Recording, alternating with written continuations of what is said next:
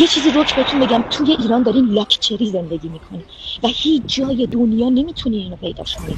سلام، من اینو برای پیج فرنگ نما میگیرم. تو چجوری تو کشور خودت نمیتونی یه حقوقی رو که بتونی باش زندگی کنی در بیاری و میخوای یه جای دیگه با یه زبون دیگه دراری؟ لطفاً نه خانواده‌تون رو در به در کنید، نه خودتون رو، نه هیچ کس دیگه رو. میخوایم بیان اینجا یکی خرجتون رو بده، بعد کلاس بذاری پیش بگو فامیل شوهر من اینجوریه. وقتی اومدی اینجا مجبور شدی ساعت 5:30 صبح بلند شی تا ساعت 5 بعد از ظهر رو پا وایسی کار کنی، کاری که تو اگه تو کشور خودت بدن همچین یه جوری برخورد میکنی که واقعا انگار الیزابتی. یعنی اگه نشنیدین دلیلش اینه که شما نشستین تلویزیون ایران و رادیو ایران و یه چیزی مثل تلویزیون ترکیه و BBC و صدای آمریکا این شر و ورا رو گوش میدید. و یه چیزی اومده به نام اینترنت، اطلاعات مردم میبره بالا. از ساعت 22 شب تا ساعت 6 صبح شوفاژا توی زمستون کار نمیکنه، برای اینکه پتو هست. توی اروپا سرویس های بهداشتی آب نداره، برای اینکه آب مایع حیاته و تو برمی‌داری استخر پر میکنی. بنزین میزنی لیتری 15,000 تومان،